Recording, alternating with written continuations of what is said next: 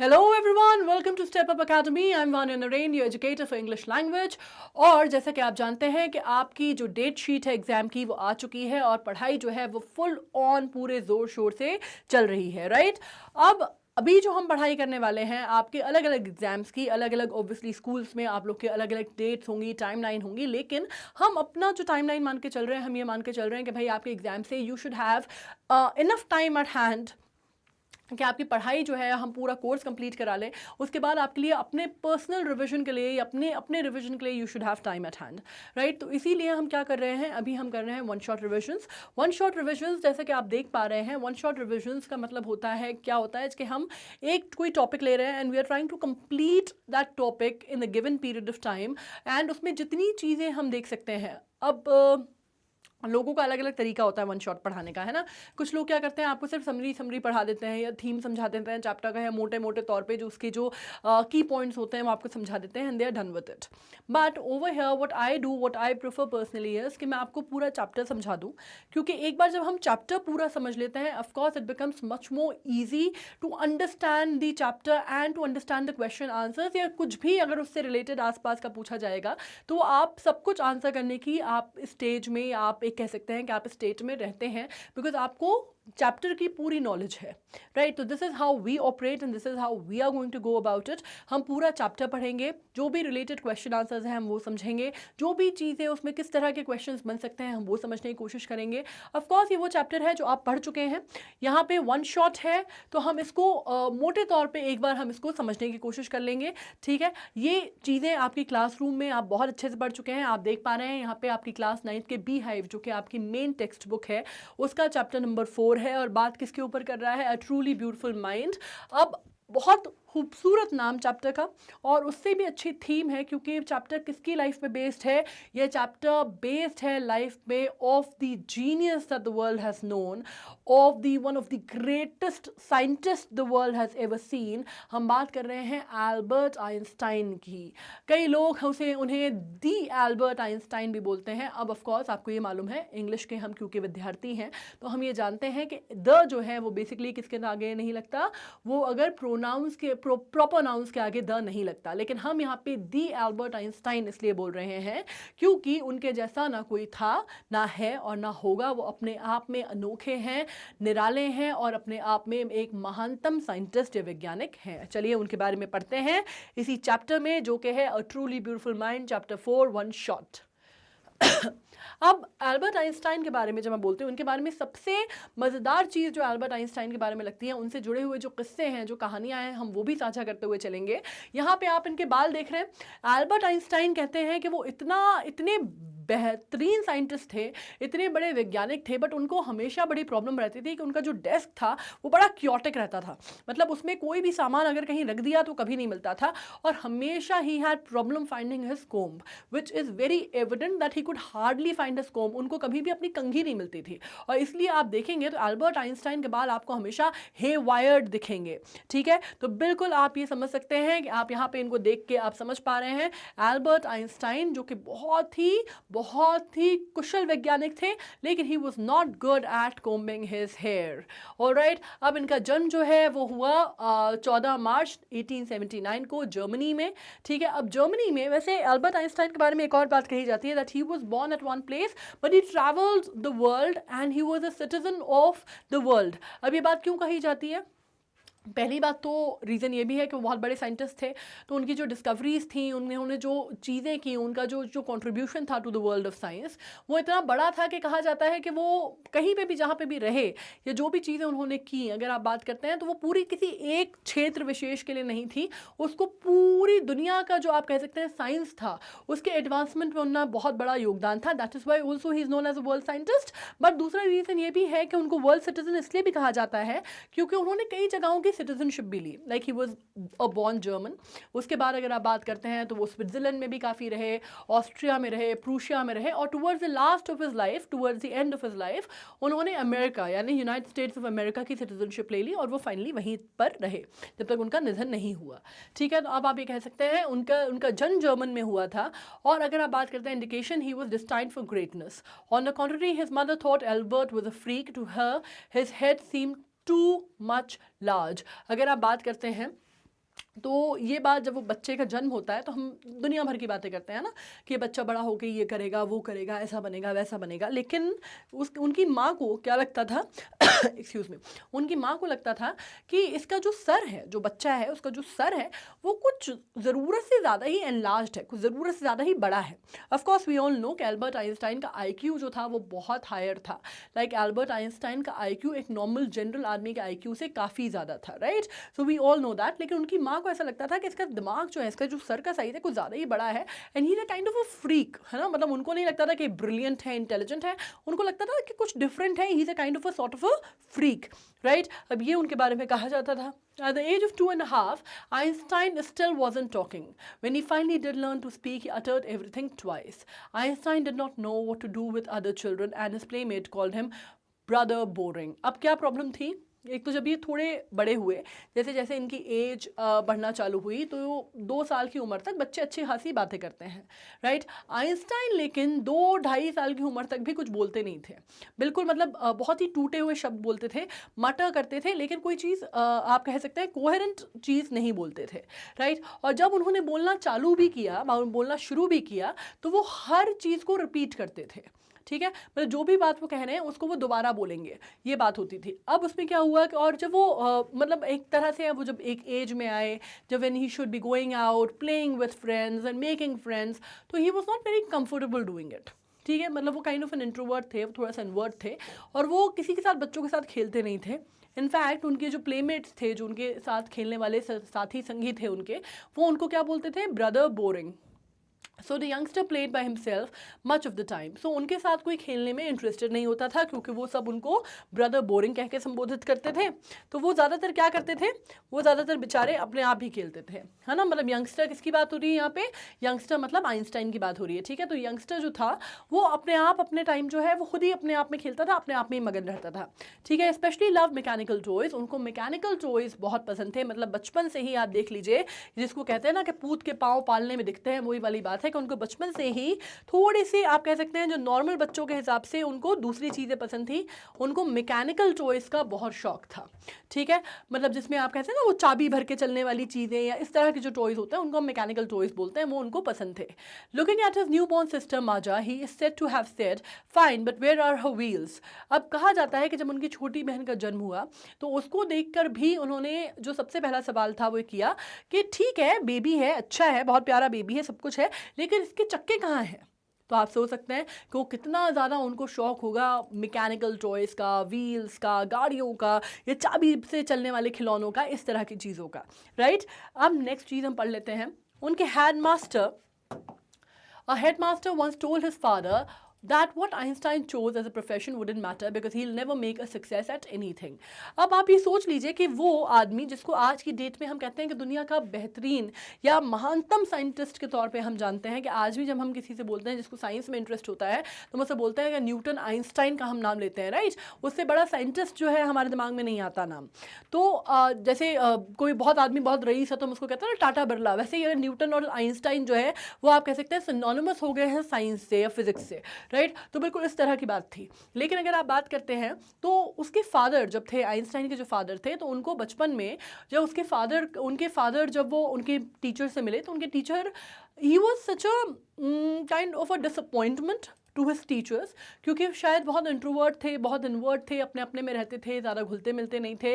He was always lost in his own world. कि उनके professor ने ये कहा कि कोई फ़र्क नहीं पड़ता, हेडमास्टर ने उनसे कहा उनके फादर से कि कोई फ़र्क नहीं पड़ता, आप इतना टेंशन मत लीजिए मिस्टर आइंस्टाइन, इस बात से कोई फ़र्क नहीं पड़ता कि आपका बेटा कौन सा प्रोफेशन चूज़ करेगा नहीं करेगा, you really don't have to bother about it because वो कुछ भी कर ले वो कभी सक्सेसफुल नहीं हो सकता। एंड आई रियली होप कि उनके जो टीचर हैं या हेडमास्टर हैं जिन्होंने ये लाइन बोली थी, I really hope that he lived enough to see Einstein become the greatest of all, ताकि उनको ये पता चले that you should never underestimate the power of anybody, right? तो ये उनको पता होना चाहिए, और ये बात उन्होंने बोली थी, and this was a very hard hitting thing to have said to a father of a little boy जो कि toil कर रहा था या मेहनत कर रहा था. Einstein began learning to play the violin at the age of 6 because his mother wanted him to. He later became a gifted amateur violinist, maintaining this skill throughout his life. कहा जाता है कि एक बड़ी माइंडसेट है हमारा कि हम आर्ट और साइंस को दो अलग अलग पन्नों में रखते हैं, राइट। वी थिंक कि भाई आर्ट जो करता है, आर्टिस्टिक माइंड का जो आदमी है वो साइंटिफिक टेम्पर का नहीं हो सकता, राइट। लेकिन Einstein was a perfect balance of that. Scientific temper उनका पूरी दुनिया जानती है, लेकिन उनके बारे में एक और उनका फ्लिप साइड था उनकी लाइफ के बारे में, that he was an amateur violinist. Amateur मतलब उन्होंने प्रोफेशन के तौर में वायलिन बजाना नहीं लिया था, लेकिन वो बहुत बेहतरीन वायलिन बजाया करते थे and he really loved playing violin. In fact उनका जो आर्ट में जो उनका इंटरेस्ट है बहुत लंबा जाता है, बहुत लंबा चलता है। ये बात हमें पता चलती है कि वो गुरुदेव टैगोर से भी मिले थे और गुरुदेव टैगोर की पोइट्री को भी वो बहुत ज़्यादा सराहते थे, राइट। तो आपको पता चलता है that he was kind of a person who had interest in various things in life, ठीक है। और उनकी मदर चाहती थी कि वो वायलिन बजाना सीखे, तो छोटी सी 6 साल की उम्र में उन्होंने वायलिन बजाना सीखा और ये शौक उनका पूरी ज़िंदगी कायम रहा। पूरी ज़िंदगी उन्होंने वायलिन का जो साथ है वो नहीं छोड़ा और पूरी ज़िंदगी वो वायलिन बजाते रहे, ठीक है। But the Albert Einstein was not a bad pupil. Pupil मतलब क्या होता है? स्टूडेंट, है ना। Pupil का मतलब तो आप लोग जानते होंगे, स्टूडेंट को कहते हैं। He went to high school in Munich where Einstein family had moved when he was 15 months old. अब वो म्यूनिक शिफ्ट हो जाते हैं कब? जब वो 15 महीने के थे। मतलब वो अकेले नहीं जाते, ऑब्वियसली 15 महीने का बच्चा अकेले जाके कहीं शिफ्ट नहीं हो जाएगा, उनका परिवार जो है वहाँ पे रीलोकेट कर गया था, ठीक है। अब and score a good marks in almost every subject. और उनके अगर आप बात करते हैं एकेडमिकली तो उनके जो नंबर थे वो ऑलमोस्ट जितने भी सब्जेक्ट वहाँ पे पढ़ाए जाते थे उस विद्यालय में, उसमें सब में ही उनके नंबर अच्छे आते थे। Einstein hated the schools regimentation and often clashed with his teachers. लेकिन उनको वहाँ का जो एक स्कूल का जो एक ढर्रा था ना, रेजिमेंटेशन किसको बोलेंगे, एक रजीम जो फॉलो होता था वहाँ पे, जो एक आप कह सकते हैं जो रेजिमेंट, इसको भी कह सकते हैं आप, एक जो ढर्रे पे जो चलता था स्कूल, राइट। जो एकेडमिक सिस्टम जिस तरह से वर्क करता था वो उनको कभी समझ में नहीं आता था और वो अक्सर उस पर सवाल उठाया करते थे और इस वजह से जो उनके स्कूल के टीचर्स थे और बाकी लोग थे उनके लिए वो हमेशा बड़ी सरदर्दी रहा करते थे और इनफैक्ट वो हमेशा उनसे उलझ भी जाया करते थे, हमेशा वो मेसअप हो जाते थे और फिर इस वजह से टीचर्स जो है he would always be on the wrong side of, like आप कह सकते हैं ना, on the he was not really always on the good books of the teachers. तो ये एक थोड़ी सी उनके साथ प्रॉब्लम थी। At the age of 15 Einstein felt so stifle there that he left the school for good. कहा जाता है कि 15 साल की आयु में, और जब वो 15 साल के हुए तब तक वो उनका जो ये जो पूरा एकेडमिक सिस्टम है, जिस तरह से पढ़ाई होती है, जिस तरह से चीज़ें की जाती हैं, ये उनको कभी भी समझ में नहीं आता था। एंड वो उनको इतना ज़्यादा, वो कहीं ना कहीं जैसे वो 3 इडियट वाला था ना, कि 3 इडियट में जो बंदा था रैंचो, वो क्या करता है, वो एजुकेशन सिस्टम बदलने की बात करता है, या वो कहता है you know you should strive for the excellence और नंबर तो झक मार के आपके पीछे आएंगे। तो कुछ उसी तरह की थ्योरी या आप कुछ उसी तरह का इंस्टिंक्ट जो आप कह सकते हैं वो ओरिजिनली आइंस्टाइन में था और उनको लगता था कि यार ये सब कुछ जो पढ़ाया जाता है, दिखाया जाता है, सिखाया जाता है, ये किसी काम का नहीं है। मतलब उनको ऐसा लगता था कि this is not the right way of teaching और एजुकेटिंग। मतलब इनफैक्ट इसलिए आपको मालूम होगा कि आइंस्टाइन की वो एक थ्योरी जो है बहुत इंपॉर्टेंट मानी जाती है, उनका एक कोटेशन बहुत अच्छा माना जाता है। उनके एजुकेशन सिस्टम को ही लेके उन्होंने सवाल किया था कि भाई अगर आप एक मछली की प्रतिभा इस बात से जांच रहे हैं या नाप रहे हैं कि वो कितना तेज पेड़ पे चढ़ती है, राइट। पेड़ पे कौन चढ़ता है? बंदर चढ़ता है, मछली थोड़ा पेड़ पे चढ़ सकती है। लेकिन अगर आप एक मछली की प्रतिभा इस बात से जांच रहे हैं कि वो कितनी जल्दी पेड़ पे चढ़ती है, या अगर आप एक बंदर की प्रतिभा इस बात से जांच रहे हैं कि वो कितना तेज पानी में तैरता है या पानी के अंदर कितनी देर रहता है, तो ऑब्वियसली ये दोनों ही जो जानवर हैं जो अपने अपने कामों में निपुण हैं, अपने अपनी जगह पे निपुण हैं, लेकिन वो अपने आप को जिंदगी भर, वो मछली जो है वो अपने आप को बेवकूफ़ समझती हुए ही मर जाएगी, ठीक है। क्योंकि आप जो आपका जो यार्ड स्टिक है उसको जज करने का, जो आपका जो पैरामीटर है कि आप एक मछली की या आप उसकी एक्सेलेंस को नापने का, वो आपका फ्लॉड है, मछली की गलती नहीं है। तो ये चीज़ उनको हमेशा से रही और उनको कभी भी नहीं समझ में आता था कि ये मार्क्स और ये और एक जैसा, आप एक ही जैसे मापदंड पे या एक ही लाठी से सारे स्टूडेंट्स को कैसे हाँक सकते हैं। फाइनली वो इतने ज़्यादा स्टिफल, इतने ज़्यादा परेशान हो गए वहाँ पे कि उन्होंने 15 साल की आयु में स्कूल छोड़ दिया और उसके बाद वो कभी लौट के स्कूल नहीं गए, ठीक है।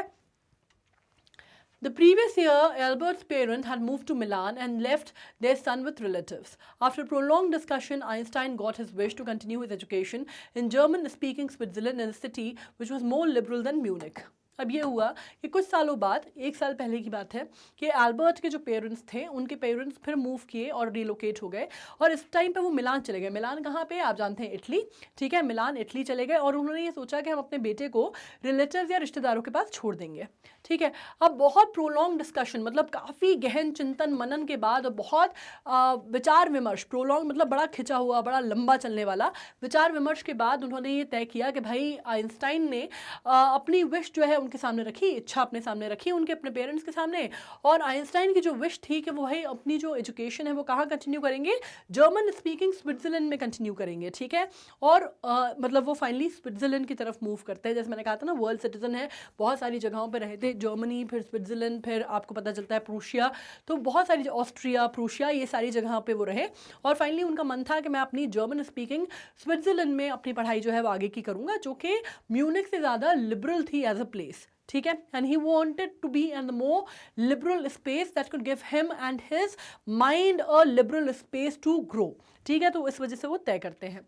Now Einstein was highly gifted in mathematics and interested in physics, and after finishing school he decided to study at the university in Zurich, but science wasn't the only thing that appealed to the dashing young man with the walrus mustaches. Walrus mustaches मतलब इनके जो mustaches हैं, जैसे Einstein अपनी मूछें रखते थे, उस मूछों को walrus mustaches कहते हैं।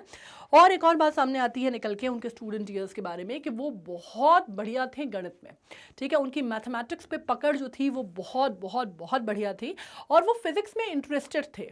ठीक है, मतलब वो उनकी का ज़्यादा अगर आप देखते हैं तो मैथ्स में था, लेकिन वो फिजिक्स में भी इंटरेस्टेड थे। लेकिन हुआ क्या कि जब उन्होंने स्कूल फिनिश किया, उन्होंने डिसाइड किया कि वो कहाँ पढ़ेंगे, वो यूनिवर्सिटी ऑफ ज्यूरिक में जाके पढ़ेंगे। ज्यूरिक ऑफ कोर्स आप जानते हैं, स्विट्जरलैंड।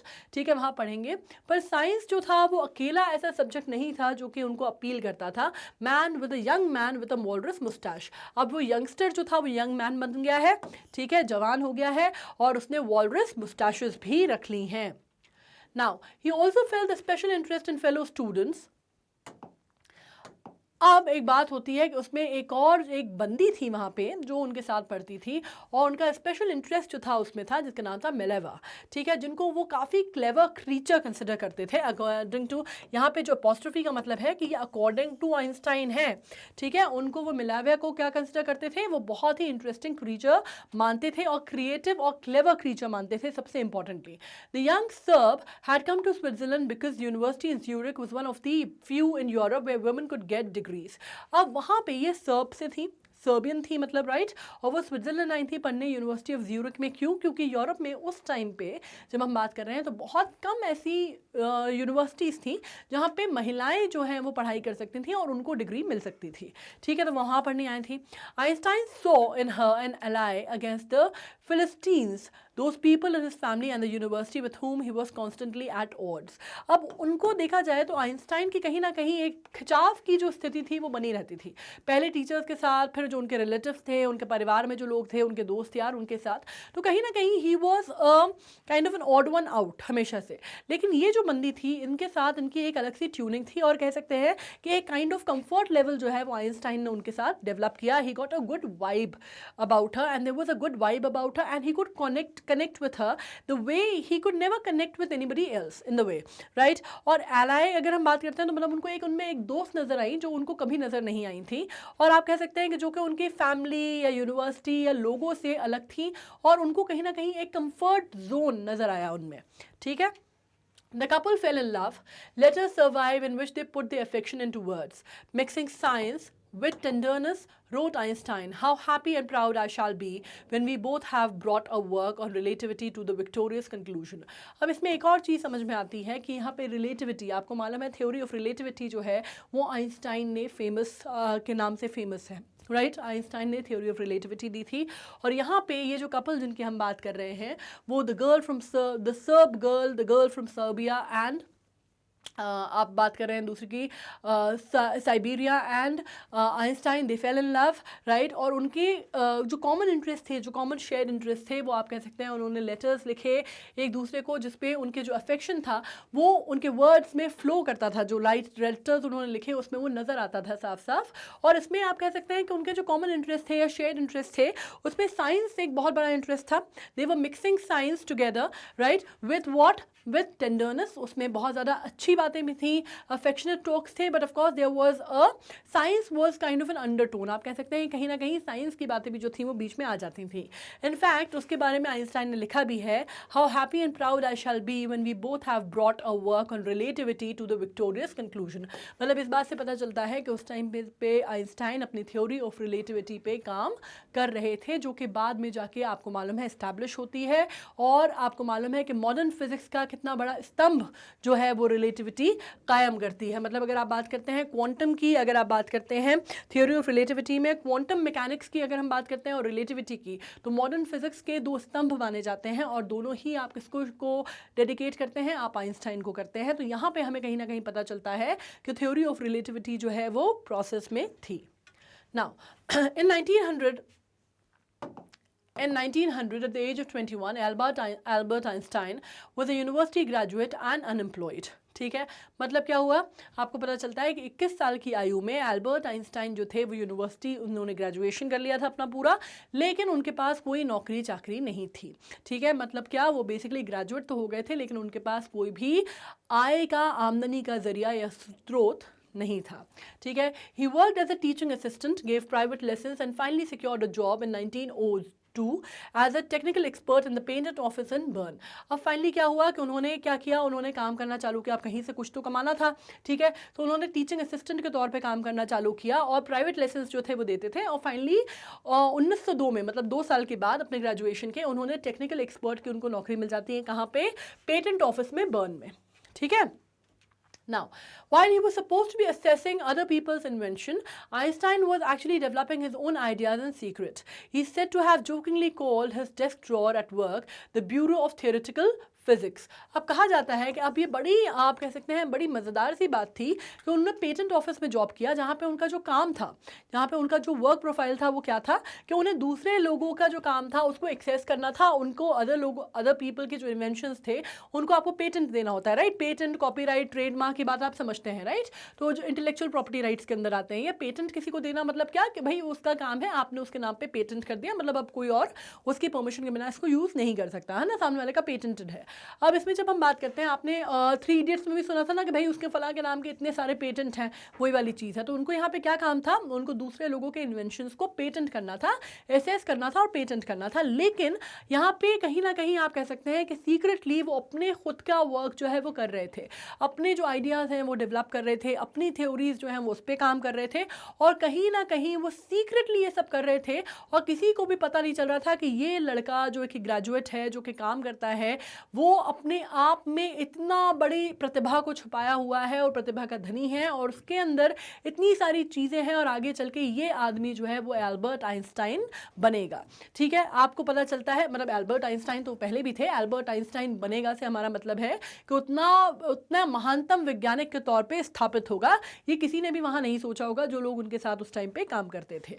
ठीक है, अब आइंस्टाइन ने एक्चुअली डेवलप किया अपने आइडियाज सीक्रेट में और वो जोकिंगली, मजाक में कहा करते थे कि उनका जो डेस्क ड्रॉर है वहाँ पर वो क्या है, ब्यूरो ऑफ थियोरेटिकल फिजिक्स है। मतलब भी आपको समझ में आ रहा है कि फिजिक्स में पहले जो उनका इंटरेस्ट था, फिजिक्स में पहले उनकी जो पकड़ थी वो मैथ्स में थी, इंटरेस्ट था फिजिक्स में, धीरे धीरे उनकी स्टडी ऑफ जो सब्जेक्ट है वो फिजिक्स पे ज़्यादा आ जाता है और फाइनली वो रिलेटिविटी और फिजिक्स से रिलेटेड जो स्टडी है उनकी, अब वो उसमें बहुत ज़्यादा गहन, आप कह सकते हैं, अध्ययन करने लगते हैं, right. Now One of the papers of 1905 was Einstein's special theory of relativity. ठीक है, अब फाइनली हमारा आ गया है क्या, थ्योरी ऑफ रिलेटिविटी जो है आइंस्टाइन की वो पिक्चर में आ गई है। According to which time and distance are not absolute.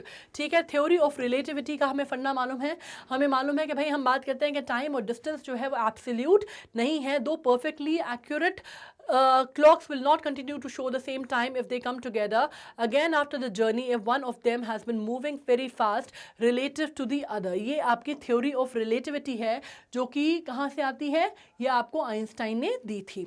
ठीक है, इसमें अगर हम बात करते हैं तो मास एंड एनर्जी इक्विवेलेंस की बात हो रही है। यहाँ पे अगर आप देख रहे हैं तो यहाँ पे क्या बात हो रही है, यहाँ पे आप बात कर रहे हैं mass is equal to energy equivalence. ठीक है, उसको इस फॉर्मूले से डिपिक्ट किया जाता है। ठीक है, तो ये जो थ्योरी थी, एक इसकी थी, आइंस्टाइन की थ्योरी थी फिलोसफी ऑफ साइंस में।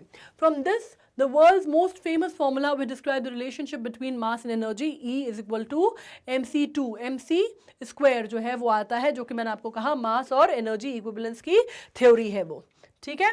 Now while Einstein was solving the most difficult problem in physics, his private life was unraveling. Albert had wanted to marry Mileva right after finishing his studies, but his mother was against it. अब क्या हुआ कि यहाँ पे अगर आप बात करते हैं कि वो दुनिया में झंडे गाड़ रहे थे, उनकी जो प्रतिभा थी वो बिल्कुल झंडे गाड़ रही थी पूरी दुनिया में जाके, लेकिन उनकी पर्सनल लाइफ में चीज़ें जो थी वो बहुत डिफरेंट थी। अब यहाँ पे क्या हुआ कि वो चाहते थे कि उनका ग्रेजुएशन होने के बाद, स्नातक होने के बाद वो मिलेवा से शादी कर लें, ठीक है। मिलेवा से वो, आप जानते हैं कि मिलेवा उनको बहुत अच्छी लगती थी, उनको बहुत क्लेवर क्रीचर लगती थी और भी share common interest with her, right, और वो उनको बहुत क्लोज एज भी अपनी मालूम होती थी। लेकिन हुआ क्या कि उनकी मदर को ये रिश्ता मंजूर नहीं था, ठीक है। बिल्कुल टिपिकल विलन कैरेक्टर जो है यहाँ पे आता है स्टोरी में क्लाइमेक्स, कि उनकी माँ जो थी उनके अगेंस्ट थी। उनको लगता था कि मिलेवा क्योंकि 3 साल उनसे बड़ी थी, एल्बर्ट से बड़ी थी, तो उनको लगता था कि ये सही मैच नहीं है और वो उनके बेटे को डोमिनेट करेंगे, उनके बेटे से उम्र में बड़ी हैं, and because she was older to him. उस ज़माने में बहुत बड़ी टैबू था ये, ठीक है, उस ज़माने में बहुत बड़ा टैबू था, आज भी इनफैक्ट कई लोगों को लगता है, लेकिन उस ज़माने में तो बहुत ही बड़ी बात थी। तो उनको ये, she was not very happy about the association, और उनको लगा कि ये नहीं होना चाहिए और मेरा बेटा अपने से उम्र में बड़ी लड़की से शादी कैसे कर सकता है, ठीक है। She was also bothered by Mileva's intelligence. अब उनको कहा जाता है कि कहीं ना कहीं आप ये भी सोच सकते हैं, अब ये बात होती है कि वो आइंस्टाइन जो थे वो अपने आप में जीनियस थे, वो साइंटिफिक टेम्पर रखते थे, वो अपने आप में इतने पढ़े लिखे थे, वो इतना कुछ करना चाहते थे दुनिया में, वहाँ तक ठीक था, ठीक है। उनकी मदर को कहीं ना कहीं उस चीज़ पे भी बहुत ज़्यादा, she was not too glad about it, but still like it was a man's world, so it was okay what her son was doing. But क्योंकि मिलेवा भी उतनी ही इंटेलिजेंट थी, उतनी ही उनके अंदर आप कह सकते हैं कि एक प्रतिभा थी, इतनी ही वो पढ़ी लिखी थी, उतना ही वो यूनिवर्सिटी में पढ़ती थी, उतना ही वो साइंटिफिक टेम्पर रखती थी, उतनी ही चीज़ें, जो हर वो रीज़न जिसकी वजह से एल्बर्ट उनको अपने बराबर समझते थे, एल्बर्ट उनको क्या समझते थे, उनको समझते थे कि अपना एज के तौर पे देखते थे और उनके साथ शेयर करते थे इंटरेस्ट। ये सारी ही चीज़ें एल्बर्ट की मदर के लिए बहुत ज़्यादा आप कह सकते हैं कि ये रेड साइंस थे या रेड फ्लैग्स थे, और उनको लगा कि ये भी बिल्कुल ऐसी ही है जैसा मेरा बेटा है। तो यहाँ पे आप ये कह सकते हैं बहुत ही सेक्सिस्ट अप्रोच जो है आ जाती है कि आदमी कर रहा है वहाँ तक ठीक है, लेकिन महिलाएं अगर ऐसा करेंगी तो फिर बाकी सारी चीज़ें जो है सफ़र करेंगी, आपकी घर गृहस्थी सफ़र करेंगे, and so on and so fourth, ठीक है। तो उन्होंने क्या कहा, उनकी माँ ने एल्बर्ट से कहा that she is a book like you. She is a book like you का मतलब क्या है कि वो भी तुम्हारे जैसी किताबी कीड़ा है और वो भी इन्हीं सब चीज़ों में पड़ी हुई है, एंड वो भी तुम्हारी तरह ही है, मतलब she is just like you. So that was not said in a good sense, मतलब वो कोई तारीफ के सेंस में नहीं बोला गया था, वो बहुत ही डिमीनिंग वे में बोला गया था, या इस तरह से बोला गया था दैट तुम जैसे हो वो भी वैसे ही है, मतलब तुम्हारा तो चल गया, इसके साथ हम क्या करेंगे, in that particular sense it was said, right. तो आप ये कह सकते हैं mother said Einstein put the wedding of. Einstein ने इस वजह से क्या किया, ही पुट द वेडिंग ऑफ, उन्होंने ये शादी का जो ख्याल है वो छोड़ दिया।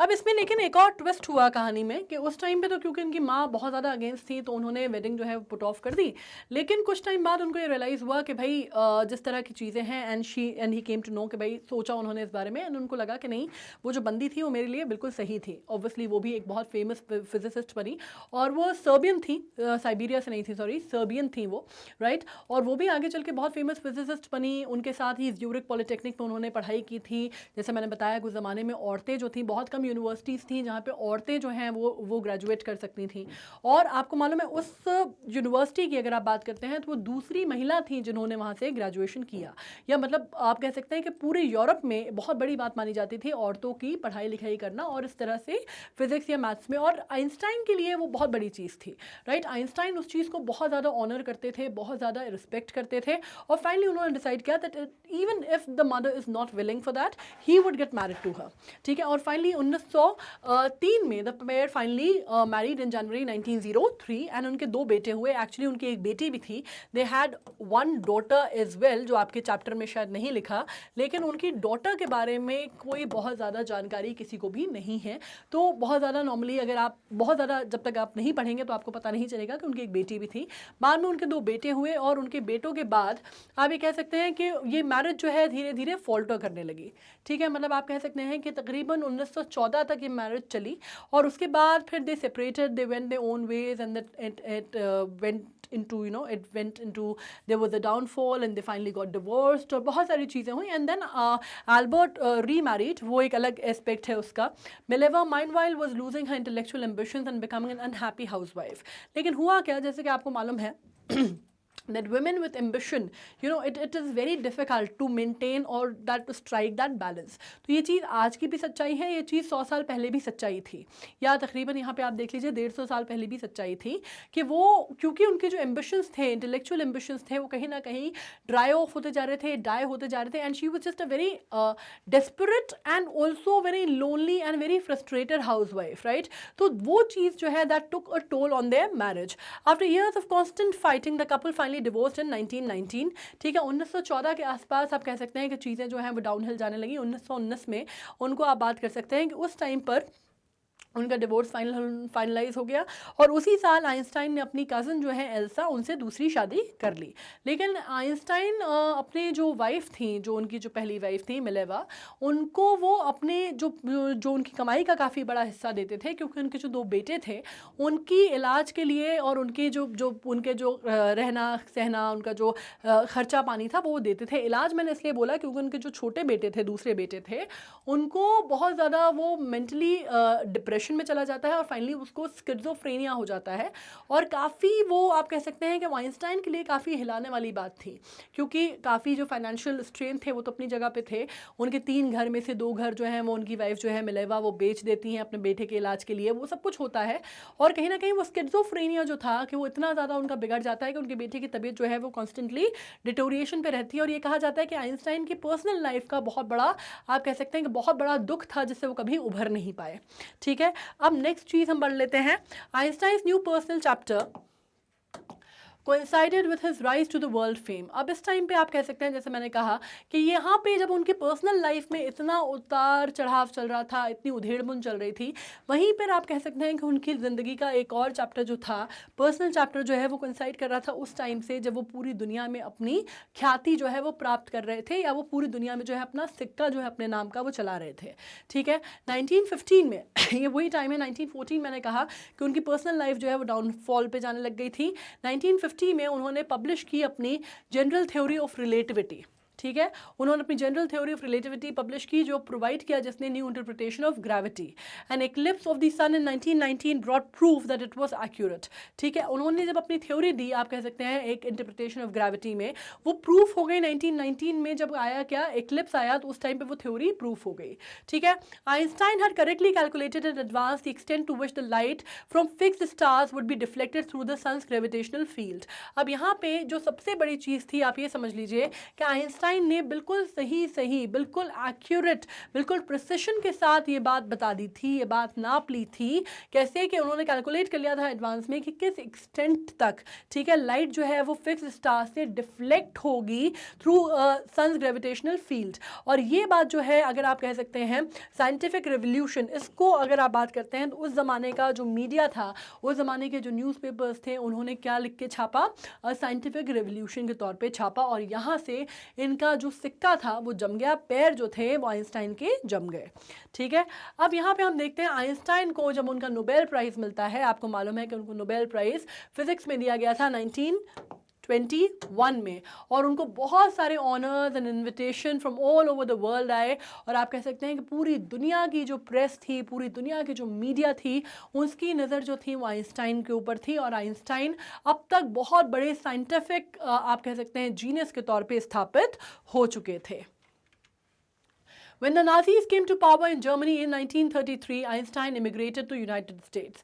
अब 1933 में अभी तक क्या हुआ कि अभी तक तो जर्मनी में थे और जर्मनी में सब कुछ सही चल रहा था, लेकिन अब ये वो दौर है जब सेकेंड वर्ल्ड वॉर जो है वो आने वाली है, शुरुआत होने वाली है। और नाजी पावर मतलब हिटलर का जो आप कह सकते हैं एस्टैब्लिशमेंट जो है वो जर्मनी में स्थापित होने लगा है। ठीक है, नाजी पावर जो है वो जर्मनी में आने लगा है। तो ये वो टाइम था जब आइंस्टाइन कहाँ हो गए, यहाँ पे वो फिर उन्होंने यूरोप को छोड़ दिया और वो यूनाइटेड स्टेट चले गए और वहाँ की उन्होंने citizenship ले ली। 5 years later, the discovery of nuclear fission in Berlin had American physicists in an uproar. Many of them had fled from fascism, just as Einstein had, and now they were afraid that the Nazis could build and use an atomic bomb. अब यहाँ पे क्या बात हो रही थी, अब यहाँ पे 5 साल बाद मतलब 1933 के बाद अब धीरे धीरे धीरे धीरे आपको मालूम है कि हिटलर का दौर आया। ठीक है, हिटलर का दौर आया तो बहुत सारी चीज़ें आपको मालूम है, दुनिया सेकेंड वर्ल्ड वॉर के चरम पे थी। ठीक है, बिल्कुल आप कह सकते हैं वर्ज पे थी सेकेंड वर्ल्ड वॉर के। इस टाइम पे 5 साल बाद डिस्कवरी किसकी हुई, न्यूक्लियर फिजन की हुई बर्लिन में, जिसने अमेरिकन फिजिसिस्ट को आप कह सकते हैं एक तरह का धूम मचा दी, हड़कंप जो है मचा दिया। ठीक है, अमेरिकन फिजिसिस्ट सोसाइटी में। अब उनमें से काफ़ी सारे जो थे वो फासिज्म के डर की वजह से और ये सब जो कुछ हो रहा था एक्सट्रीमिज्म, इसके डर की वजह से वो फ्लड कर चुके थे, जैसे आइंस्टाइन जा चुके थे। ठीक है, और अब वो कहीं ना कहीं इस बात से डरते थे कि नाजीज क्या है, कि अब कहीं ना कहीं वो इस बात का खतरा जो था वो मंडराने लगा था और समझ में आने लगा था कि कहीं ऐसा ना हो कि नाजीज जो है वो एटॉमिक एक्सप्लोजन या एटॉमिक बम जो है वो बना लें। ठीक है, तो यहाँ पे ये चीज़ें अब आपको मालूम है किस तरह से कोइंसाइड हो रहा है, वर्ल्ड पॉलिटिक्स जो है वो बदल रही है, इंटरनेशनल पॉलिटिक्स की जो घटनाक्रम है वो किस तरह से चल रहा है, और आइंस्टाइन का अगर आप कहते हैं द ईयर्स ऑफ ग्लोरी किस तरह से चल रहा है, right. So we know the coincidence between the two और the connection between the two. At the urging of the colleague Einstein wrote a letter to American president Franklin D Roosevelt. अब इन्होंने क्या किया, आपको मालूम है कि अपने एक कलीग के कहने पर, ठीक है, आइंस्टाइन ने एक लेटर लिखा अमेरिकन प्रेसिडेंट को, जो उस टाइम पे अमेरिका के प्रेसिडेंट थे फ्रैंकलिन डी रूजवेल्ट।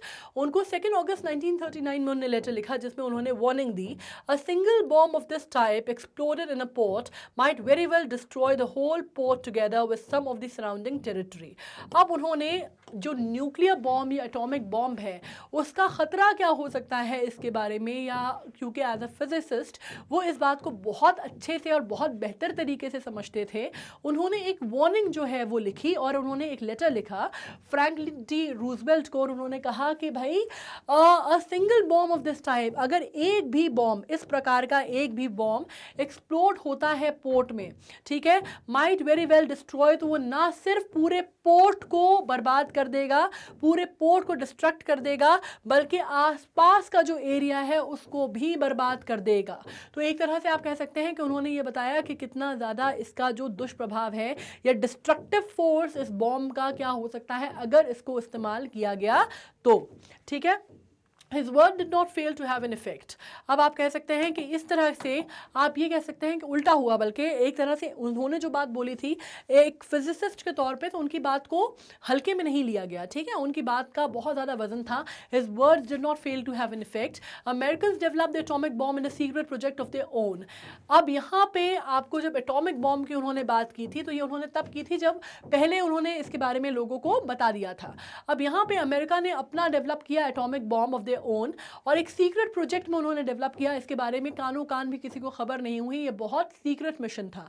ठीक है, और फाइनली हम सब जानते हैं कि सेकेंड वर्ल्ड वॉर में पर्ल हार्बर हुआ, और पर्ल हार्बर के जवाब में हिरोशिमा और नागासाकी के ऊपर क्या किया गया, बॉम्ब जो है वो एटॉमिक बॉम्ब गिराए गए। ठीक है, आपको ये मालूम है अगस्त 1945 में, राइट। अब Einstein was deeply shaken by the destruction.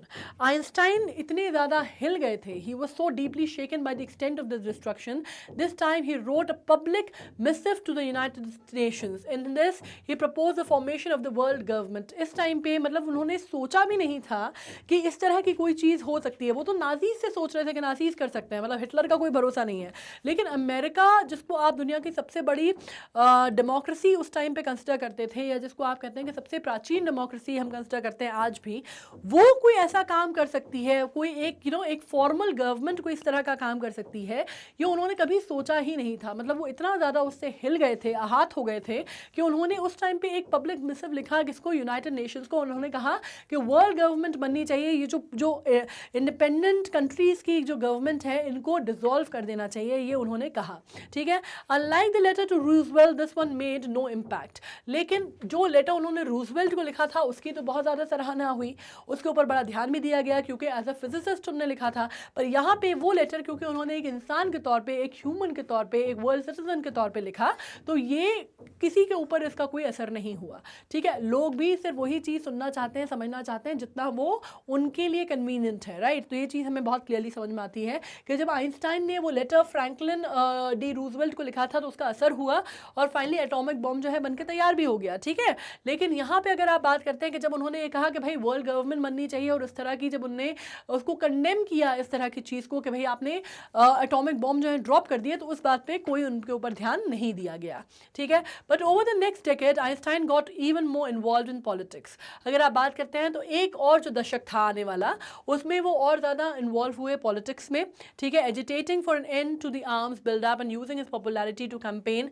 For peace and democracy. और उन्होंने, आप एक तरह से कह सकते हैं कि उन्होंने अपनी जो इमेज थी, उन्होंने अपनी जो, आप ये कह सकते हैं कि उनकी जो पॉजिटिव छवि थी, उसका उन्होंने पूरा भरपूर फ़ायदा उठाया। उन्होंने अच्छे काज के लिए उसका भरपूर फ़ायदा उठाया। उन्होंने पीस के लिए, शांति के दूत की तरह पे काम किया। उन्होंने डेमोक्रेसी को, प्रजातंत्र को बचाने के लिए काम किया। उन्होंने काफ़ी एक्टिव इन्वॉल्वमेंट अपना पॉलिटिक्स में दिखाया, और जो अच्छे कामों के लिए था, ठीक है। So he used his influence for the good cause, so that was very important. Now when Einstein died in 1955 at the age of 76, he was celebrated as a visionary and world citizen as much as a scientific genius।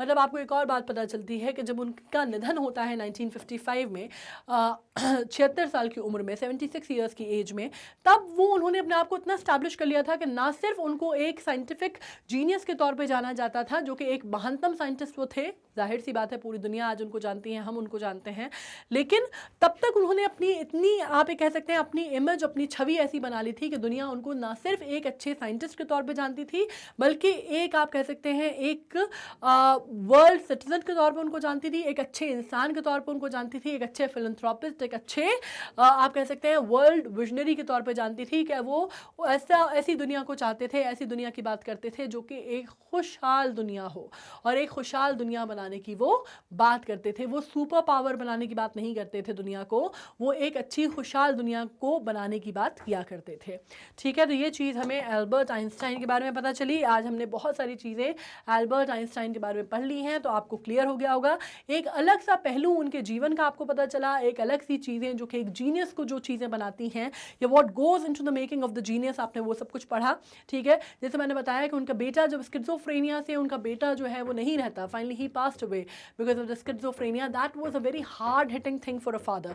मतलब उस चीज़ को वो accept करने में उनको बहुत दिक्कत होती है, एंड वो उनकी पर्सनल ग्रीवेंसेस का बहुत बड़ा कारण भी रहता है, ठीक है। नाउ चैप्टर की थीम क्या है, बेसिकली हम ये पढ़ चुके हैं, Albert Einstein truly beautiful mind. अगर जो नाम है ट्रूली ब्यूटीफुल माइंड, वो माइंड इसलिए हमने बोला है क्योंकि obviously he was a genius, he was an intellect, ठीक है। और ट्रूली ब्यूटीफुल माइंड हम इसलिए बोल रहे हैं क्योंकि उन्होंने अपने माइंड का या अपने इंटेलेक्ट का बहुत पॉजिटिव इस्तेमाल किया। उन्होंने दुनिया की और टाइम की, जो आप कह सकते हैं साइंस की भलाई के लिए अपने दिमाग का इस्तेमाल किया, ठीक है। उन्होंने अच्छी चीज़ों में, अच्छे काज में, अच्छे कॉजेज़ के लिए अपना जो इंटेलेक्ट है उसका इस्तेमाल किया, and that is why we call it a truly beautiful mind, ठीक है। लाइफ ऑफ एल्बर्ट आइंस्टाइन और नोबल विनिंग वर्क्स की बात हो रही है फिजिक्स में, ठीक है। Great men like Albert Einstein are not born with a special science, these children gradually develop some special virtues and become great when they grow up. और यहाँ पे एक और चीज़ हमें पता चलती है कि जब वो पैदा हुए थे तो बिल्कुल ही नॉर्मल एवरेज बच्चे की तरह थे। इनफैक्ट उनकी माँ को तो ये भी लगता था दैट वो बिलो एवरेज है, राइट। उनके सर का साइज़ बहुत बड़ा है। उनके हेडमास्टर ने कह दिया कि भाई ये कुछ भी कर लो, कोई फ़ायदा नहीं है, कोई फ़र्क नहीं पड़ता, तुम इससे कुछ भी करवा लो, ये कभी भी कोई महान काम नहीं कर सकता, ये कभी भी सक्सेसफुल नहीं हो सकता, महान तो छोड़ दो, ये किसी भी काम में सक्सेसफुल नहीं हो सकता। तो आप ये समझ सकते हैं, कोई बात वो बोलता था तो उसको 2-2 बार रिपीट करता था कोई बच्चा, तो आप ये समझ सकते हैं कि वो पैदाइशी जीनियस नहीं थे, उनके अंदर वो ट्रेट्स रहे होंगे, लेकिन वो over the years of time, over the years of of growing up, वो चीज़ें उनके अंदर डेवलप होती चली गई और उन्होंने उनको वो बनाया जो वो इवेंचुअली बने लास्ट में, ठीक है। नाउ अब हम यहाँ पे पकड़ लेते हैं glossary of terms discuss. Glossary of terms basically वही टर्म्स होते हैं जो कि थोड़े से टफ टर्म्स होते हैं जो हमने इस चैप्टर में पढ़े। हालांकि मैंने ये सारे आपसे डिस्कस कर लिए हैं तो आपको दिक्कत नहीं होगी, लेकिन इन केस अगर कोई आपको कहीं पे भी कोई डाउट है, जैसे मैंने कहा था कि वन शॉट है, हम पूरा सब कुछ कवर करेंगे, तो यहाँ पे हम ग्लोसरी भी कवर कर लेते हैं। हमने थीम ऑलरेडी कर ली है, हमने चैप्टर पढ़ लिया है। Now let's discuss the glossary, उसके बाद अपन सीधे सीधे क्वेश्चन पे आएंगे, ठीक है। अब जर्नल्स किसको बोलते हैं? बेसिकली जर्नल्स आप दो चीज़ों को बोलते हैं, एक तो आप डायरी को भी जर्नल बोलते हैं जिसमें आप पीरियोडिकली एंट्रीज रिलीज करते हैं उसको भी आप जर्नल बोलते हैं, दूसरा आप प्रोफेशनल मैगजीन्स को जर्नल बोलते हैं, ठीक है। डेस्टाइन्ड मतलब जो चीज़ होनी ही थी, भाग्य में लिखी हुई थी, इंटेंडेड थी, होना ही था, जिसको ये तो मतलब ये चीज़ ऐसी है that was destined to happen, मतलब होना लिखा हुआ था, उस सेंस में हम इसको डेस्टाइन्ड बोलते हैं। फ्रीक जिसको आप बोलते हैं कि kind of abnormal, kind of an of person, है ना, मतलब फ्रीक अपन बोलते हैं ना, काइंड ऑफ फ्रीक्ड आउट या फ्रीकी सा पर्सन है थोड़ा सा, मतलब थोड़ा सा अजीब सा, वियर्ड सा, उसके सेंस में बोलते हैं एबनॉर्मल पर्सन।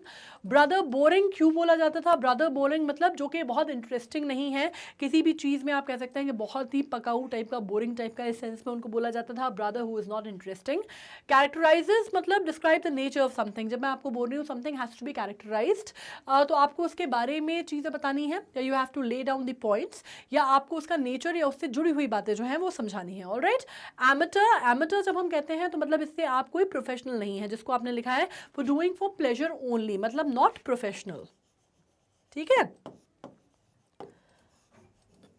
प्रोफेशनल नहीं है, उसको हम कहते हैं एमेटर, ठीक है। रेजिमेंटेशन मतलब एक्सट्रीम डिसिप्लिन, या एक जो रेजिमेंट जो ढर्रा फॉलो किया जाता है उसको भी बोला जाता है, ठीक है। तो यहाँ पे क्योंकि स्कूल की बात आ रही थी तो रेजिमेंटेशन वर्ड आता है रेजिमेंट से, और रेजिमेंट का मतलब होता है क्या, एक पर्टिकुलर तरह के टाइम पीरियड या एक पर्टिकुलर तरह का जो आप कह सकते हैं एक ढांचा या स्ट्रक्चर में फिट होना, या फिर आप कह सकते हैं बहुत ज़्यादा स्ट्रिक्ट नॉर्म्स होना, उसको भी हम रेजिमेंटेशन बोलते हैं।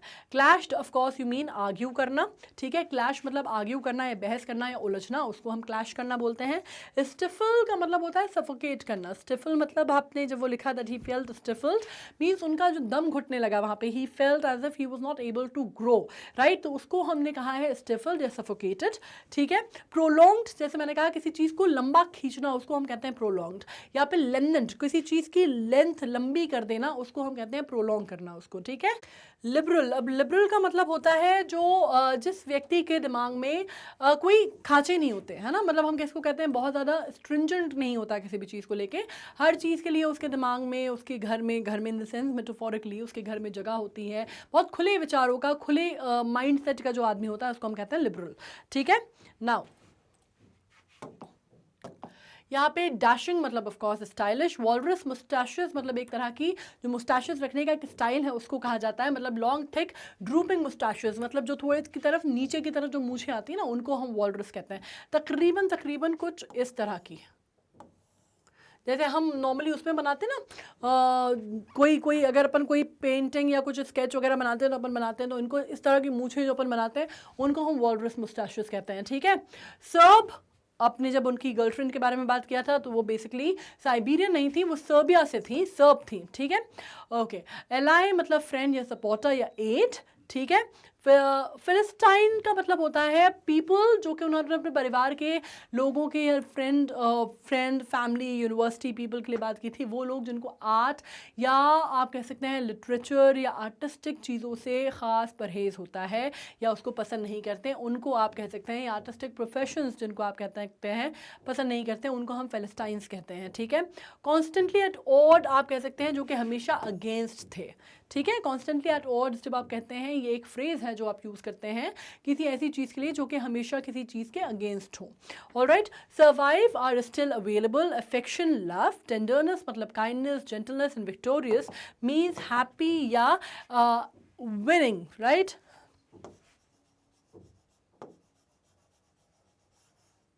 विनिंग। नाउ सिक्योर्ड, फाउंड, ठीक है। पेटेंट ऑफिस, ऑफ कोर्स यहाँ पे आपकी बात हो रही है कि पेटेंट ऑफिस में आपको समझा चुकी थी कि जहाँ पे आपकी किस में आते हैं, ये आपकी इंटेलेक्चुअल प्रॉपर्टी राइट्स के अंदर आता है, जहाँ पे आप लोगों का गवर्नमेंट ऑफिस होता है जो कि लोगों को पेटेंट करता है, उनको सर्टिफाई करता है उनके न्यू इन्वेंशंस को और कहता है कि भाई ये इसके नाम का पेटेंट है, ठीक है। असेसिंग मतलब एवेल्युएट करने का काम, ठीक है। ब्यूरो जो है उनका डेस्क ड्रॉर को जो है वो ब्यूरो कहते हैं, जो डेस्क होती है ना अपनी स्टडी डेस्क उसको ब्यूरो भी कहा जाता है। थ्योरेटिकल मतलब जो कि थ्योरी पे बेस्ड हो और उसके प्रैक्टिकल एप्लीकेशन की बात नहीं हो रही है। एब्सोल्यूट मतलब फिक्स्ड, एब्सोल्यूट मतलब कोई चीज़ स्टेशनरी होना, फिक्स्ड होना, ठीक है। और रिलेटिव मतलब किसी चीज़ के रिलेटिविटी से रिलेटेड बात हो रही है, रिलेटेड टू। रिलेटिविटी का मतलब होता है relax to, relativity state of being relative, ठीक है। ये चीज़ आपको समझ में आ गई है। अब हम आ जाते हैं सीधे सीधे क्वेश्चंस पे। सारी चीज़ें आपको क्लियर हो गई हैं, तो अब क्वेश्चन आंसर्स आपको बहुत ज़्यादा टाइम नहीं लेंगे। जिस तरह से मैंने लिखे हैं आप उनको लिख सकते हैं, अपनी तरह से भी चीज़ें ऐड ऑन की जा सकती हैं। Who had these opinion about Einstein? Einstein के बारे में ये ओपिनियन किसका था? He was boring. उनके प्लेमेट्स को वो बोरिंग लगते थे, तो हम यहाँ पे क्या कह सकते हैं? ब्रदर बोरिंग कौन कहता था उनको? उनके प्लेमेट्स कहते थे। तो यहाँ पे हम लिख सकते हैं playmates found him boring and often called him brother boring. यहाँ पे और ऐड कर सकते हैं एंड ऑफन कॉल्ड हिम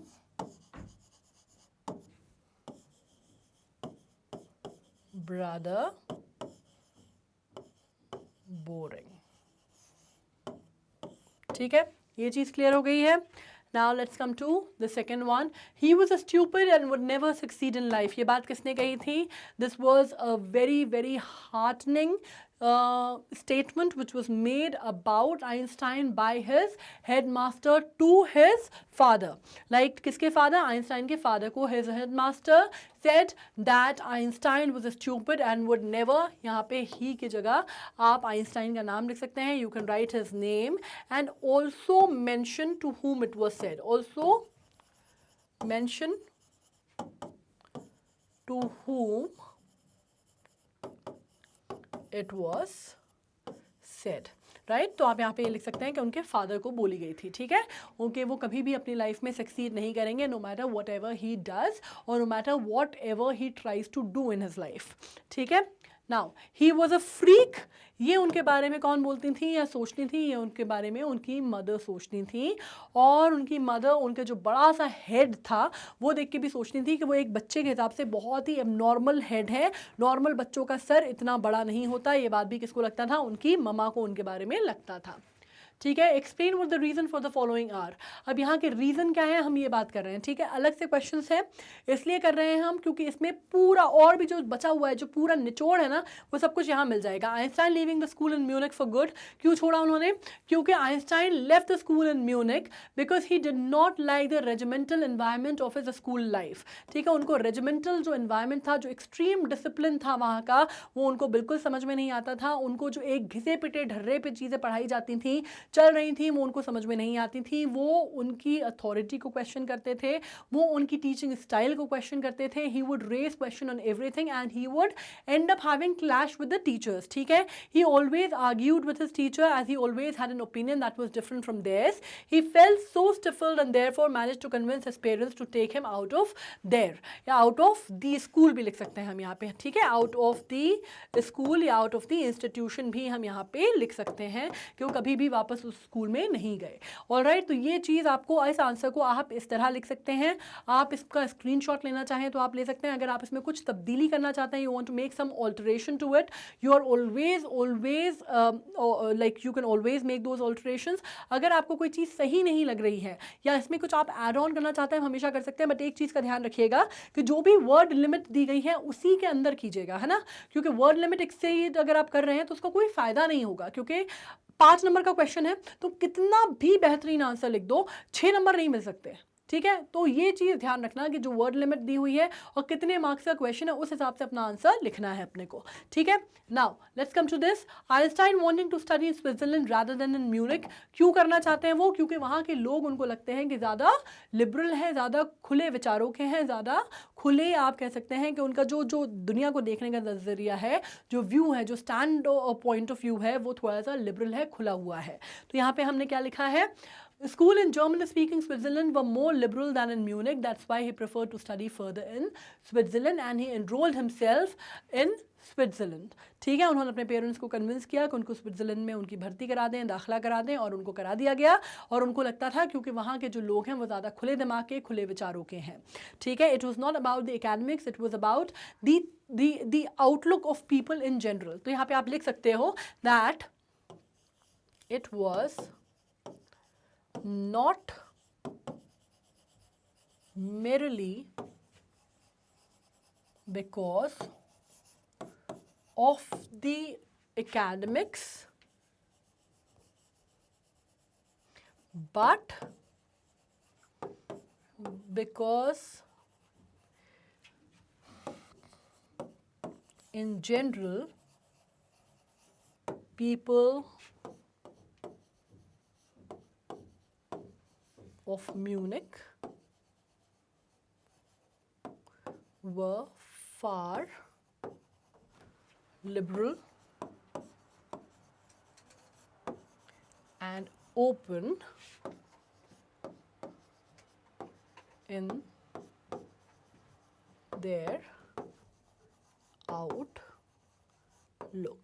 ये समझ में आ गया क्या लिखा मैंने? इसमें मैंने लिखा है कि ये जो रीज़न है वो तो अपने आप में सही है ही, पर इसमें आप ये भी लिख सकते हैं कि इट वॉज नॉट मेरिली, मतलब केवल, मेरिली का मतलब क्या होता है? केवल, कि it was not merrily because of the academics, सिर्फ एकेडमिक्स वहाँ का बेटर है इसलिए नहीं था, ठीक है, बल्कि इसलिए था क्योंकि in general people of Munich, जो लोग थे म्यूनिक के, वो ज़्यादा लिबरल थे और ओपन थे अपने आउटलुक में, आउटलुक मतलब नज़रिए में, ठीक है। तो ये आप देख सकते हैं अगर आप चाहें तो, अगेन जैसा मैंने कहा कि आप इसको नोट डाउन कर सकते हैं, वरना आप इसका स्क्रीनशॉट ले सकते हैं। ऑलराइट, ठीक है, चलो आगे बढ़ते हैं। अब इसको मैं मिटा दे रही हूं। Okay, Einstein seeing in Mileva N ally, क्यों उनको ऐसा लगता है कि मिलेवा में एक उनको एलाई मिल जाता है?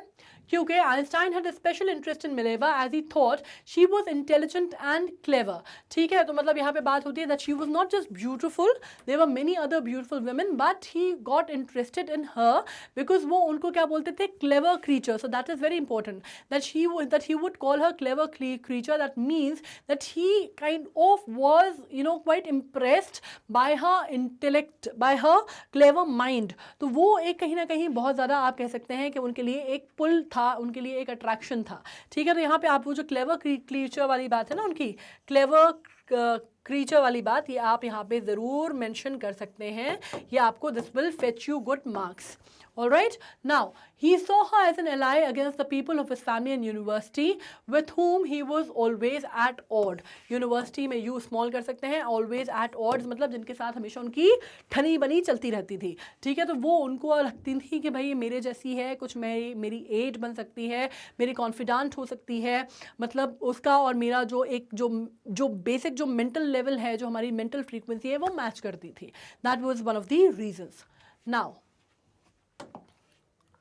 What do these tell you about Einstein? अभी जो जितनी चीज़ें हमने पढ़ी वो बेसिकली आइंस्टाइन के कैरेक्टर के बारे में या कैरेक्टर स्केच के बारे में आपको क्या बताती हैं, ठीक है। आप कैरेक्टर स्केच के बारे में मतलब उनके ओवरऑल सब कुछ आ जाएगा इसमें, ठीक है। तो इसमें अपन क्या लिख सकते हैं? देखो, all these reasons indicate that Einstein was a visionary. ये सारे रीजन्स हमें ये बताते हैं कि आइंस्टाइन जो थे एक विजनरी थे, मतलब उनकी बहुत दूरदर्शिता थी, वो बहुत सारी चीज़ों को बहुत दूर से देख सकते थे। आज एजुकेशन सिस्टम को लेके हम उसमें फ्लॉ निकालते हैं। आज 3 इडियट मूवी आती है जिसमें आमिर खान आते हैं और बोलते हैं भाई के सिस्टम को बदलना चाहिए, है ना, एक्सीलेंस के पीछे भागो, मार्क्स जो है, सक्सेस जो है झक मार के पीछे आएगी। तो आप सोचिए आइंस्टाइन एक्चुअली ये चीज़ करके छोड़ चुके थे, ठीक है। मिलेवा को लेके वो उनकी जो इंटेलेक्ट है वो उसको उनने पकड़ लिया था, उनको समझ में आ गया था कि ये जो बंदी है ये बहुत इसमें कैपेबिलिटी है एक अच्छी फिजिसिस्ट बनने की, जो कि वो निकली भी। उसके बाद वो एटॉमिक बॉम्ब जो है उसका कितना भीषण उसका नतीजा हो सकता है उन्होंने वो भी समझ लिया था। इन सब चीज़ों से, या फिर वर्ल्ड कहाँ जा रहा है, कितना डिटोरिएट हो रहा है और वर्ल्ड गवर्नमेंट फॉर्म होनी चाहिए, ये बात भी उन्होंने कह दी थी। तो इन सब चीज़ों से हमें समझ में आता है कि आइंस्टाइन एक विजनरी थे, जिनका जो एक दूरदर्शी आदमी थे, जो कि बहुत आगे का देख लेते थे। He was way ahead then his times, ये हमें समझ में आता है। इंटेलिजेंट थे, क्लेवर थे, मैथमेटिकल एंड साइंटिफिक टेम्पर था उनका, ये हम जानते हैं। उनको कभी भी अपनी बात को कहने में वो झिझके नहीं, चाहे वो अपने टीचर्स हो उनसे भी वो जाके उलझ जाते थे, क्लैश करते थे। अपनी अगर उनका व्यू पॉइंट था तो अपने व्यू पॉइंट को स्टैंड बाय करने के लिए, या फिर उन्होंने बाकायदा जाके एक लेटर जो है वो रूजवेल्ट को लिखा, जो कि प्रेसिडेंट थे अमेरिका के। उसके बाद उन्होंने यूएन को लिखा, जब वो चाहते थे कि भाई वर्ल्ड गवर्नमेंट बननी चाहिए, जब वो इतने ज़्यादा हताश हो गए थे with the use of atomic bomb over Japan, ठीक है। तो ही was not only clever and intelligent and not only good with his scientific temper and with his work, but he was also a very brave person when it comes to voicing his thoughts. यहाँ पे हम क्या लिख सकते हैं इसको? voicing his thoughts, ठीक है, वो अपनी बातों को बहुत स्ट्रांगली और बहुत अच्छे से वो बोलते थे, बयान करते थे। Once he was sure of his decision and went to action without hesitation. एक बार जब उन्होंने अपने बारे में कोई चीज़ तय कर ली तो फिर वो पीछे नहीं हटते थे, उनमें कोई झिझक नहीं थी, या फिर वो उसको दोबारा किसी की बात मान के जस्ट पीछे कदम कर ले, वो नहीं होता था। जैसे मिलेवा से उनकी शादी के बारे में उनकी मदर जो थी वो तैयार नहीं थी, so he finally gave up on the thought of marriage. But जब उन्होंने को ये कन्विंस हो गया that this is the right girl for me, then he finally got married to her, right. और फिर जब उनको लगा कि भाई this relation is going down the hill, तो उन्होंने उसको जबरन खींचा भी नहीं, he settle for a divorce which was a very amicable thing to do, right. तो आप ये कह सकते हैं कि वो एक चीज़ को लेकर जब वो कन्विंस हो जाते थे तो फिर वो उसमें कि बिना किसी हेजिटेशन के आगे बढ़ते थे। He left Munich to further his education in Switzerland simply because they were liberal and amenable. मतलब उन्होंने ये भी किया, उन्होंने तय कर लिया 15 साल की आयु में, उन्होंने ये बात तय कर ली कि उन्हें अपने स्कूल में पढ़ाई नहीं करनी है, ठीक है, क्योंकि वो वहाँ पे वो लग रहा था उन्हें that they had nothing much to offer to him, so he decided. और उस एज में उन्होंने अपने पेरेंट्स से बात की, कन्विंस किया, ऑब्वियसली अपने लॉजिक समझाए उनको, and finally he decided that he wanted to really go to Switzerland to study because he thought that people there were far more liberal, right. लोग जो वहाँ के थे वो फार मोर लिबरल थे और एमिनेबल थे, और उनको लाइक माइंडेड लोगों के साथ, क्योंकि हमें मिलेवा की बात से पता चलता है कि उनको अपने जैसी सोच या अपने जैसे दिमाग वाले लोगों के साथ घुलना मिलना पसंद था। Otherwise he was an introvert and inward looking personality. What did Einstein call his desk drawer at the patent office? Why? इसके बारे में हमने बात की है, ठीक है। आइंस्टाइन क्या काम कर रहे थे वहाँ पे? टेक्निकल एक्सपर्ट के तौर पर उनको नौकरी मिल गई थी, ठीक है। अब टेक्निकल एक्सपर्ट के तौर पर उनको नौकरी मिली कहाँ पे? बर्न में, ठीक है। ये बात हो रही है कब की? आपको बात हो रही है 1900 में उन्होंने ग्रेजुएशन किया, 1902 में उनको नौकरी लगी, और उनको क्या होता था कि वहाँ पे आप कह सकते हैं कि भाई वो दूसरे लोगों का जो काम था उसको एसेस करने का काम था उनका, है ना, कि किसको पेटेंट मिलना चाहिए नहीं मिलना चाहिए, ये काम वो करते थे। लेकिन उस टाइम पे वो सीक्रेटली अपने काम भी कर रहे थे, वो अपनी शोध कर रहे थे, अपनी थ्योरीज पे काम कर रहे थे। He was quite consumed by his own work and was secretly doing his own stuff. तो वहाँ पे वो कहते थे, वो मजाक में ये बात को कहते थे कि उनका जो डेस्क ड्रॉर था, जिसको ब्यूरो भी कहा जाता है उनके पेटेंट ऑफिस में, उसको वो कहते थे ब्यूरो ऑफ थियोरेटिकल फिजिक्स। मतलब उनकी थियोरेटिकल फिजिक्स, मतलब इतना उसमें वो आप कह सकते हैं कि काम करते थे, या इतना वो स्टडी करते थे, और सारा जितना उनका जो मटीरियल होता होगा वो शायद वहाँ पे रखते होंगे, इसी वजह से वो उसको ब्यूरो ऑफ थियोरेटिकल फिजिक्स कहते थे, क्योंकि वो अपने कामों में इतना ज़्यादा बिजी थे, ठीक है। He was developing his own ideas in secret and he was working on his own theory of relativity at that point of time. Why did Einstein write a letter to Franklin Roosevelt? उन्होंने क्यों लिखा? When the Nazis came to power in Germany, ठीक है, जब Nazis Germany आ गए थे power में, Einstein कहाँ इमिग्रेट कर गए? यूएस कर गए, ठीक है। अमेरिकन फिजिसिस्ट जो थे उनमें अप्रोर बन गई जब डिस्कवरी ऑफ न्यूक्लियर फिजन हुआ बर्लिन में, ठीक है। अब उस टाइम पे ये समझ में आ गया कि जब न्यूक्लियर फिजन का आप कह सकते हैं डिस्कवरी हो गई, तो ये जितने भी साइंटिस्ट थे, जो फिजिसिस्ट थे, वो उसका जो इल इफेक्ट है वो जानते थे, समझते थे। तो वो कहीं ना कहीं ये समझते थे कि भाई नाजीज जो है इसका गलत फ़ायदा उठा सकते हैं, और इसकी वजह से एक एटॉमिक बॉम्ब जो है वो बन सकता है, ठीक है। मतलब आप एटॉमिक बॉम्ब का वो इजाद कर सकते हैं, और उसका नुकसान कितना ज़्यादा होगा ये एल्बर्ट आइंस्टाइन बहुत अच्छे से जानते थे, समझते थे, और इस वजह से वो वॉर्न करना चाहते थे अमेरिका को, वो वॉर्न करना चाहते थे फ्रैंकलिन डी रूजवेल्ट को कि इसका बहुत गलत इस्तेमाल हो सकता है। ऑफकोर्स उन्होंने ये कभी नहीं सोचा था कि अमेरिका भी एटॉमिक बॉम्ब का इस्तेमाल कर सकती है और जापान को बर्बाद करने के लिए उसका इस्तेमाल कर सकती है, हिरोशिमा नागासाकी पे बॉम्ब जो है वो गिरा सकती है। ये उन्होंने कभी नहीं सोचा था। वो सिर्फ आप एक कह सकते हैं एक वार्निंग, या आप कह सकते हैं कॉशन देना चाहते थे, वार्निंग देना चाहते थे किसको? अमेरिकन प्रेसिडेंट को। उन्होंने कहीं ना कहीं उनके साथ साथ जो बाकी अमेरिकन फिजिसिस्ट थे वो भी कहीं ना कहीं बहुत ज़्यादा हिल गए थे, उनमें हड़कंप मच गई थी जब ये न्यूक्लियर फिजन जो है बर्लिन में डिस्कवर किया गया, ठीक है। अब उन्होंने कहा कि आइंस्टाइन ने अमेरिकन प्रेसिडेंट को लेटर लिखा और उनको वार्न किया कि कितने डायर कॉन्सिक्वेंसेस हो सकते हैं कि अगर इस तरह का मात्र एक बम, सिर्फ एक बम भी इस्तेमाल किया गया पोर्ट पे, तो ना सिर्फ वो पोर्ट बल्कि उसके आसपास की जो जगह है वो सब बर्बाद हो जाएगी, इतना मैसिव डिस्ट्रक्शन होगा।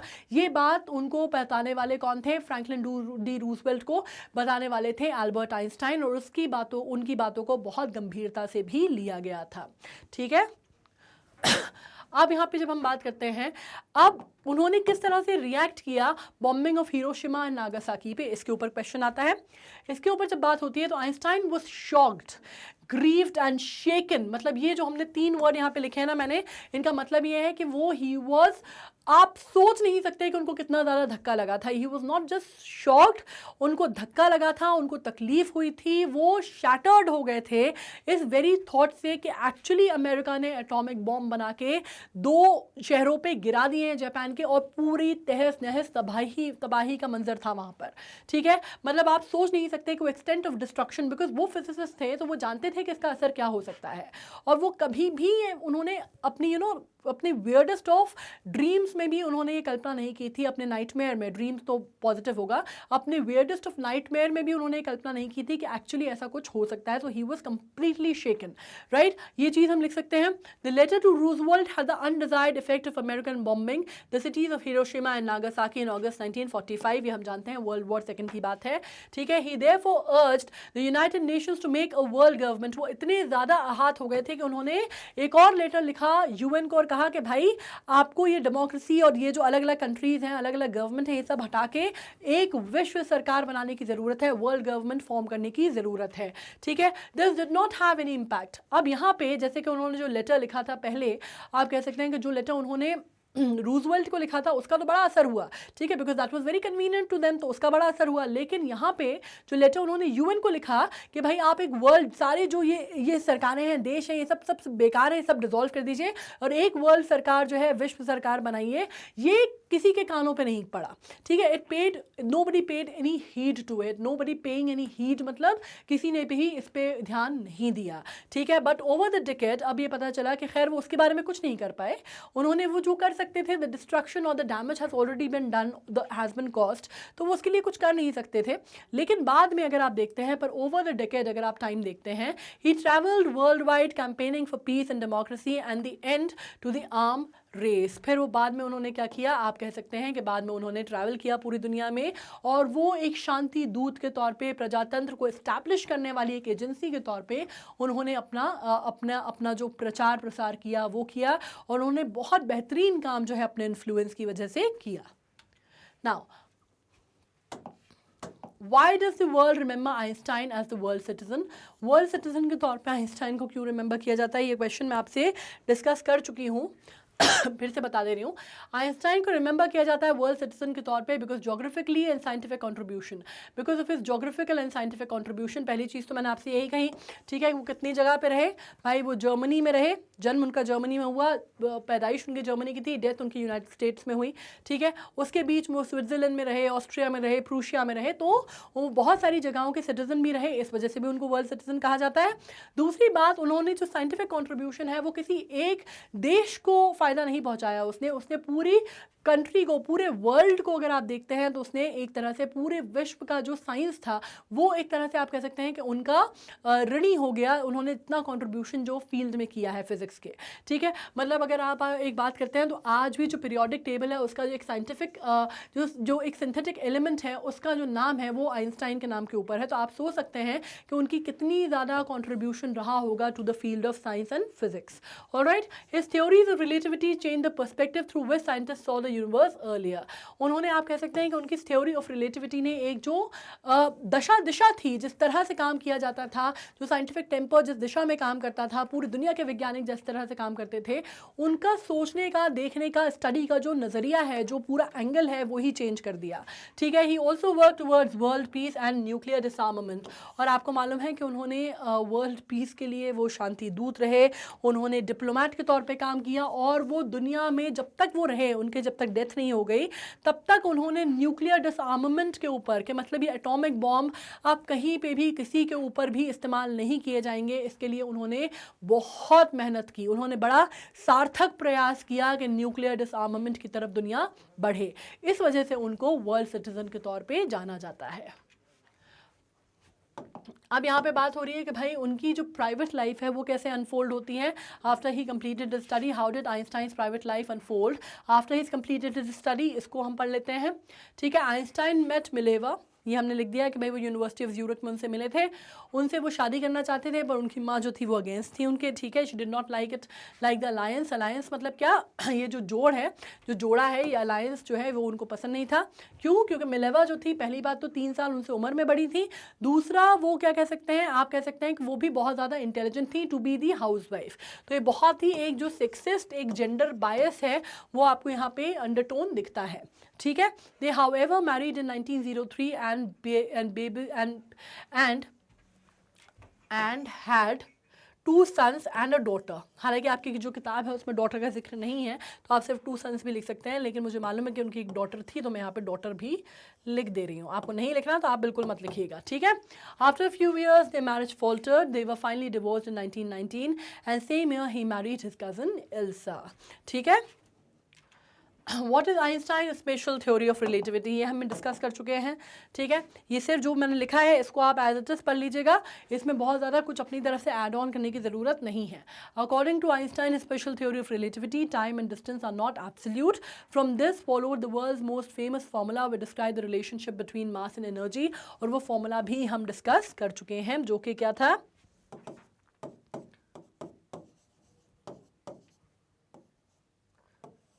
ठीक है। ये हम डिस्कस कर चुके हैं, ये मैं आपको बता चुकी हूँ। आपको चाहिए तो आप ये फॉर्मूला भी लिख सकते हैं। Einstein wrote 2 letters to President Roosevelt and the United Nations. Did his letter have the desired impact? Justify your answer. ये हम डिस्कस कर चुके हैं, ठीक है। अब इसमें एक बड़ी सिंपल सी थ्योरी थी कि यहाँ पे मैंने आपसे बोला कि 2 लेटर जो उन्होंने लिखे, एक का असर बहुत ज़्यादा हुआ, एक के बिल्कुल किसी के कान में जू ही नहीं रहेंगी कान पे, ठीक है। क्यों हुआ ऐसा? क्योंकि सबके अपने अपनी कन्वीनियंट रीजंस थे वो करने के, ठीक है। अब यहाँ पे क्या हुआ, 1939 में Einstein wrote a letter to the American president Franklin D Roosevelt warning him that the atomic bomb if made and used by Germany. अब यहाँ पे एक और थ्योरी थी कि उस टाइम पे जो हालात थे वर्ल्ड के, है ना, अगर हम इंटरनेशनल पॉलिटिक्स की बात करते हैं, नाजीज का रूल आ गया था, जिस वजह से आइंस्टाइन जो है फ्लड किए थे, ठीक है, यूएस गए थे वो। अब उस टाइम पे जो सबसे बड़ा खतरा था, ये तो कोई सोच ही नहीं सकता था कि अमेरिका जैसी डेमोक्रेसी यूज कर सकती है एटॉमिक बॉम्ब। लाइक आपको मालूम है, it was such a cruel thing to use, right, against a human race. मतलब वो ठीक है, पर्ल हार्बर पे जो हुआ उसकी निंदा की जा सकती है, लेकिन जापान के 2 पूरे के पूरे शहर जो है वो डिस्ट्रक्ट कर दिए गए, ठीक है। And they were not the people who died were not the people from the military और the defence, they were general public, like citizens थे वहाँ के, ठीक है, उनको मार दिया गया।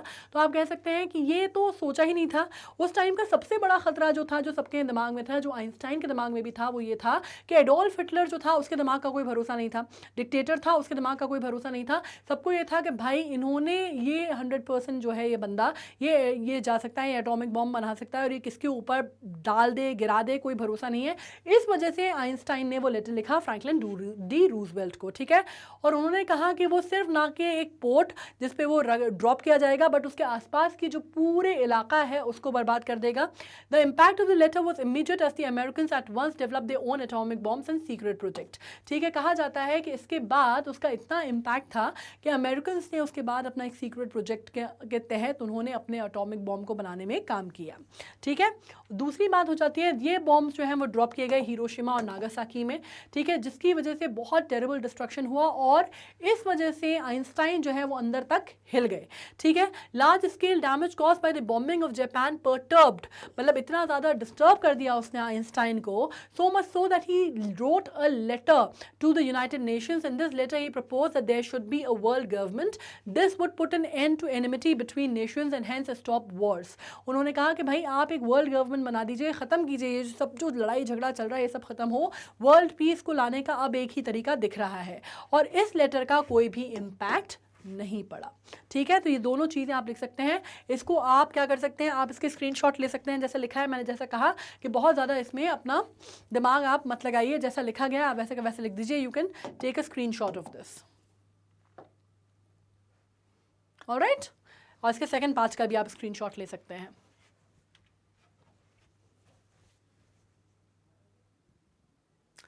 ठीक है।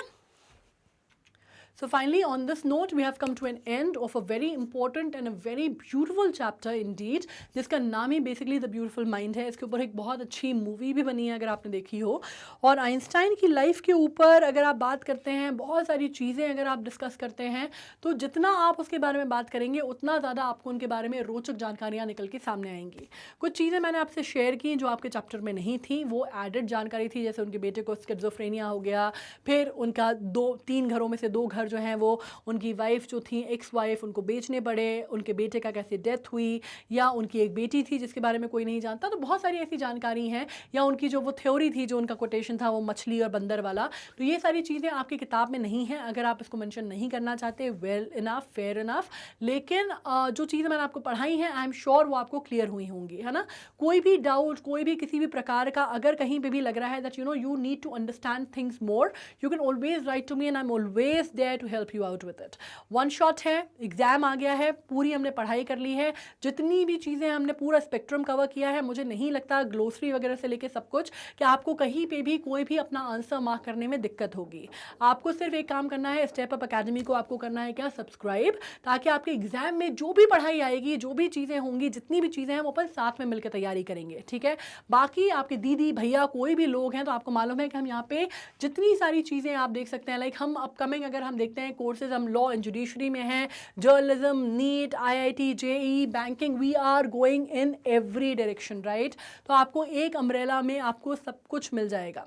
So on this note I am signing off and thanking you with my small and cute and happy panda, and he is saying namaskar and dhanyavad and thank you for watching and stay tuned.